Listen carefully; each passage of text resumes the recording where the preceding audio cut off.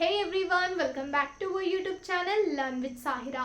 ఈ వీడియోలో మనము డిగ్రీ థర్డ్ సెమిస్టర్ కి సంబంధించిన Telugu paper pattern as well as paper presentation చూద్దాము. ఒకవేళ మీరు ఈ వీడియో ఎండ్ వరకు చూసినట్లయితే మీ అన్ని doubts related to Telugu examination clarify అయిపోతాయి. Okay, so watch the video till end. ఒకవేళ మీరు నా ఛానల్ లర్న్ విత్ సాహిరాలో న్యూ ఉంటే ఛానల్ని సబ్స్క్రైబ్ చేసుకోండి. ఇంకా ఈ ఛానల్ ఈ వీడియో మీ ఫ్రెండ్స్ మీ క్లాస్మేట్స్ అందరితో షేర్ చేయండి. Without wasting much of our time, let us get started. First we will see paper pattern. Paper pattern ఎలా ఉంటుంది, వాళ్ళు క్వశ్చన్స్ ఎలా అడుగుతారు, ఎన్ని డిఫరెంట్ పార్ట్స్ ఉన్నాయి, ఈచ్ క్వశ్చన్ ఎన్ని మార్క్స్ క్యారీ చేస్తుంది అంతా మనము ఫస్ట్ డిస్కస్ చేద్దాము.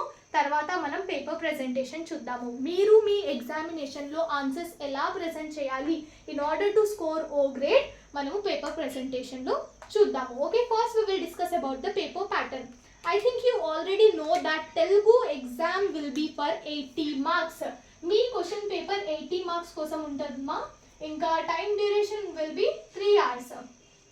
3 hours టైం డ్యూరేషన్లో మీరు 80 మార్క్స్ క్వశ్చన్ పేపర్ అటెంప్ట్ చేయాలి. ఈ 80 మార్క్స్ 2 పార్ట్స్లో డివైడ్ అయ్యి ఉన్నాయి. ఓకే, ఆ భాగం అని అంటారు. But in order to have the clear clarification, let us just assume that is A and B. Okay, తెలుగులో ఆ ఇంకా ఆ ఉంటారు, కానీ ఇక్కడ మనము పార్ట్ ఏ ఇంకా పార్ట్ బి అని డినోట్ చేద్దాము. Okay, so part A is purely based on short questions. Okay, ఇక్కడ మనం షార్ట్ క్వశ్చన్స్ చూస్తాము. షార్ట్ క్వశ్చన్స్ క్వశ్చన్ పేపర్లో అడుగుతారు. ఇక్కడ పార్ట్ బిలో లాంగ్ క్వశ్చన్స్. ఓకే, ఇక్కడ 20 మార్క్స్ పార్ట్ ఏ ఉంటుంది, 60 మార్క్స్ పార్ట్ బి ఉంటుంది.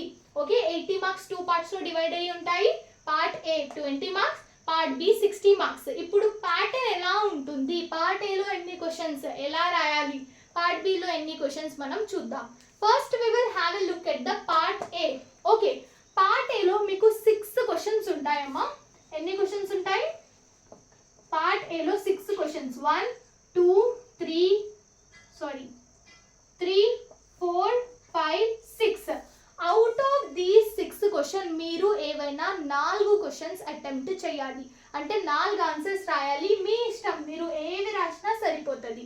కానీ ఇక్కడ చూడండి, ఈ 4 క్వశ్చన్స్ ఉన్నాయి కదా, ఈ 4 క్వశ్చన్స్ 1 2 3 4 మీకు సందర్భ సాహిత్య వాక్యాల నుంచి ఉంటాయి.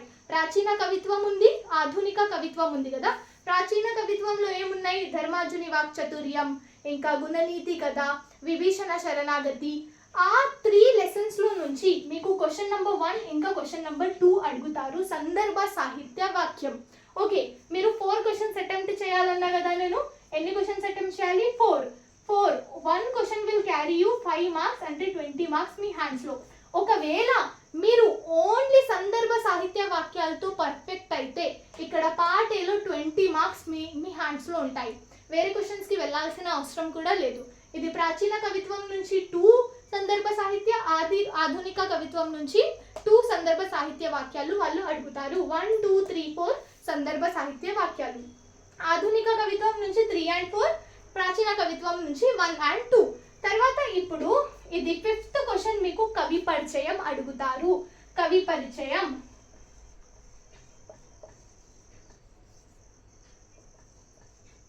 ఓకే, కవి పరిచయం అడుగుతారమ్మా. ఎన్ని లెసన్స్ ఉన్నాయి?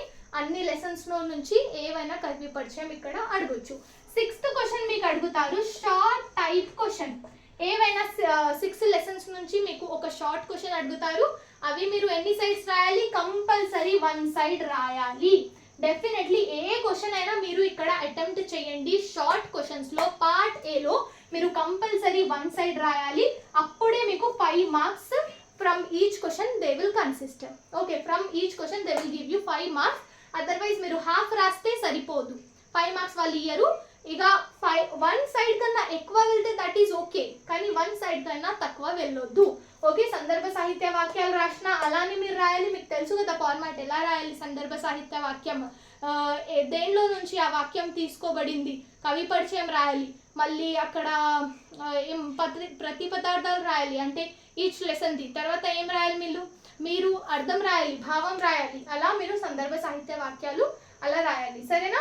ఇప్పుడు కవి పరిచయం కూడా వన్ సైడ్ రాయాలి. కవి పరిచయం మీరు ఒకవేళ ఆ కవి గురించి మీకు తెలీదు అయినా కానీ ఆ కవి చాలా మహాన కవి, ఆయన చాలా రచనలు చేశారు చాలా మంది ఆయన రచనలు చదువుతుండే, ఆయన రచనలు చదివితే చాలా సంతోషిస్తుంటే, అలా మీరు ఏమైనా మీ ఓన్ వర్డ్స్లో రాయొచ్చు, ఏ కవి అయినా సరే. కానీ వదలొద్దు, కంపల్సరీ 4 క్వశ్చన్స్ అటెంప్ట్ చేయాలి. ఎందుకంటే 1 question will carry you 5 marks. ఈ షార్ట్ క్వశ్చన్ అయితే కంపల్సరీ మీరు ఒకవేళ అన్ని లెసన్స్లో నుంచి పర్ఫెక్ట్ ఉంటే ప్రాచీన ఇంకా ఆధునిక కవిత్వం నుంచి మీరు షార్ట్ క్వశ్చన్స్ ఆరామ్సే మీరు అటెంప్ట్ చేయొచ్చు.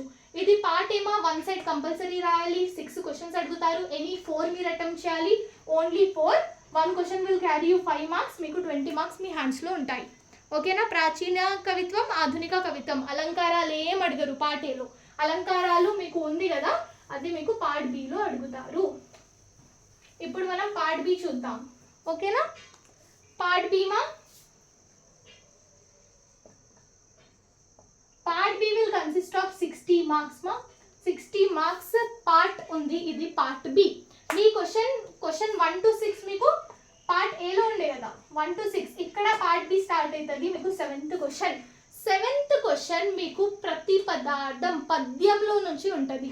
ప్రతిపదార్థం రాయాలి మీరు, భావం రాయాలి. కవి పరిచయం, ప్రతిపదార్థం, భావం తెలుసు కదా. మీరు పద్యాలు ఎలా అటెంప్ట్ చేయాలి. దీంట్లో మీకు ఆప్షన్స్ ఇస్తారు మా, ఏ ఆర్ బి, అంటే ఆ ఇంకా ఆ ఉంటాయి. సో ఈ 2 పద్యాల నుంచి మీరు ఏదైనా ఒక పద్యం సెలెక్ట్ చేసి అక్కడ మీరు ప్రతిపదార్థాలు ఇంకా దాని భావం రాయాలి. కవి పరిచయం, ప్రతిపదార్థం, భావం ఎలా ప్రజెంట్ చేయాలి నేను చెప్తాను. ఇప్పుడైతే మనం ప్యాటర్న్ చూస్తాం. 8 మీకు ప్రాచీన కవిత్వం ఉంది కదా. ప్రాచీన కవిత్వంలో ధర్మార్జుని వాక్చతుర్యం, గుణనీతి కదా, విభీషణ శరణాగతి, ఆ ప్రాచీన కవిత్వంలో నుంచి 8th ఎస్సే క్వశ్చన్ అడుగుతాడు. ఏ క్వశ్చన్ అయినా అడగని మీరు మీ ఓన్ వర్డ్స్లో సమ్మరీ రాసి రావాలి. సరేనా? దీంట్లో కూడా ఏ ఉంటుంది ఇంకా బి ఉంటుంది. ఈ 3 లెసన్స్లో నుంచి మీరు ఏవైనా 2 పర్ఫెక్ట్ చదువుకుంటే ఇక్కడ 15 మార్క్స్, ఇక్కడ 15 మార్క్స్. ఇది కూడా మీకు ప్రాచీన కవిత్వంలో నుంచి ఇవి పద్యం అడుగుతాడు. మీకు ఇంపార్టెంట్ క్వశ్చన్స్ పద్యం నేను అప్లోడ్ చేస్తాను, మీరు చూడండి నా ఛానల్లో. ఇంకా ఇది కూడా ప్రాచీన కవిత్వం. అంటే మీరు ప్రాచీన కవిత్వం నుంచి పర్ఫెక్ట్ అయితే 30 మార్క్స్ మీ హ్యాండ్స్లో ఉంటాయమ్మా. 15 + 15 ఓన్లీ 1 యూనిట్. ఫస్ట్ ప్రాచీన కవిత్వమే 30 మార్క్స్ వెయిటేజ్. ఇంకా అక్కడ మళ్ళీ యూనిట్ 1లో మీకు ఎలా అయితే 30 అంటే 45 marks unit, first unit weightage ఉంది. సరేనా? మళ్ళీ 9th క్వశ్చన్ అడుగుతారు ఆధునిక కవిత్వంలో నుంచి. దీంట్లో కూడా 2 ఆప్షన్స్ ఉంటాయి. ఆధునిక కవిత్వంలో కూడా 3 ఉన్నాయి లెసన్స్. ఆ 3లో నుంచి ఏమైనా 2 పర్ఫెక్ట్ అయితే ఇక్కడ మీరు 15 మార్క్స్ గెయిన్ చేయొచ్చు. ఇప్పుడు 10th క్వశ్చన్ అలంకారాల నుంచి అడుగుతారు. ఓకే, అలంకారాల నుంచి అర్ధాలంకారాలైనా శబ్దాలంకారాలైనా వాళ్ళు అడుగుతారు. ఇక్కడ కూడా ఏ ఉంటుంది ఇంకా బి ఉంటుంది, ఏవైనా ఒకటి మీరు అటెంప్ట్ చేయాలి. ఇప్పుడు మీకు డౌట్, ఎన్ని సైడ్స్ రాయాలి మేడం? ఇప్పుడు మీరు ఇది ప్రతిపదార్థం, కవి పరిచయం, ప్రతిపదార్థం ఇంకా భావం ఎన్ని సైడ్స్ వస్తే అన్ని సైడ్స్ రాయండి. దీనికి మనం చెప్పలేము. కానీ ఇవి మీరు సమ్మరీ క్వశ్చన్స్ రాస్తున్నారా, 3 సైడ్స్ అయితే మస్ట్. 3 సైడ్స్ కంపల్సరీ రాయాలి. టార్గెట్ పెట్టండి 3 సైడ్స్. అలంకారాలు కూడా ఎంత వస్తే మీరు అంత రాయండి.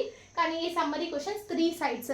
ఇప్పుడు ప్రెజెంటేషన్ చూద్దాం. మీరు ఆన్సర్స్ ఎలా ప్రజెంట్ చేయాలి ఫుల్ మార్క్స్ కోసం.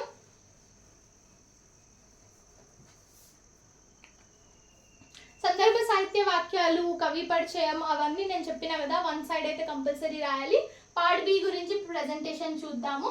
ఇప్పుడు ఇక్కడ 7th క్వశ్చన్ పద్యం కదా, మీరు ఎలా రాయాలి? ఫస్ట్ మీరు కవి పరిచయం రాయాలి,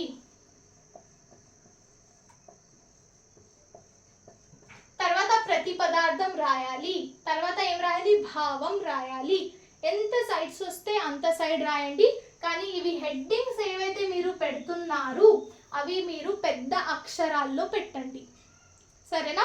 పెద్ద అక్షరాల్లో హెడ్డింగ్ రాసి అదంతా మీరు క్లీన్గా మీ explanation short normal handwriting మీద ఏది ఉందో దాంట్లో రాయండి. కానీ స్పేస్ ఇవ్వండి. ఇంకా స్పెల్లింగ్ మిస్టేక్స్ చేయకండి. ఈ లాంగ్వేజెస్లో సెకండ్ లాంగ్వేజ్లో ప్రాబ్లం ఇదే. స్పెల్లింగ్ మిస్టేక్స్ చేస్తే చాలా ఎఫెక్ట్ అవుతుంది మీ ఆన్సర్ షీట్లో. సో స్పెల్లింగ్ మిస్టేక్స్ చేయకండి. తర్వాత ప్రతిపదార్థం రాయండి, హెడ్డింగ్ మంచిగా big words. Then you need to write the భావం. ఓకే, కథం. ఇప్పుడు ఇక్కడ ప్రతి పదార్థాలు ఎలా రాస్తారమ్మా, ఇది ఉంటుంది కదా మీకు ఆన్సర్ బుక్లెట్, ఇక్కడ మీరు ఆ వర్డ్ రాయండి. ఓకే, తర్వాత ఇక్కడ మీరు దాని మీనింగ్ రాయాలి. ఇక్కడ మీరు ఇలా పెడతారు కదా, కొలోన్ అయినా సెమీకోలోన్ అయినా ఏమైనా పెడతారు కదా, అంటే ఇది వర్డ్, ఆ పద్యం వర్డ్, ఇది దాని మీనింగ్. కొంత పిల్లలు ఏం చేస్తారంటే ఈ వర్డ్ ఉంటే ఇక్కడ పెడతారు, మీనింగ్ రాస్తారు, మళ్ళీ ఇంత పెద్ద వర్డ్ వచ్చేస్తుంది, మళ్ళీ ఇక్కడ పెడతారు, మీనింగ్ రాస్తారు, ఇక్కడ చిన్న వర్డ్ ఉంటుంది, ఇక్కడ పెడతారు, మీనింగ్ రాస్తారు. ఎంత మెస్సీ కనిపిస్తుంది, చాలా మెస్సీ కనిపిస్తుంది. మీరేం చేయాలి, మీరు ఒకవేళ ప్రతి పదార్థం రాస్తే, ఒకవేళ ఇప్పుడు ఇలా ఉంటుంది కదా, ఇక్కడ పద్యం, ఇక్కడ ఒకవేళ పెడితే ఇదే ఫాలో కావాలి, అన్ని ప్రతి పదార్థాలు అయిపోయినంత వరకు, సరేనా? చిన్నది ఉంటే కూడా ఇక్కడ మీరు ఇది పెట్టి ఎక్స్ప్లెనేషన్ అంటే మీ మీనింగ్ రాయాలి. ఇది పెద్దగా ఉందనుకోండి ఇక్కడ మీనింగ్, కానీ ఇవి కరెక్ట్ లైన్లో రావాలి. అర్థమైందా?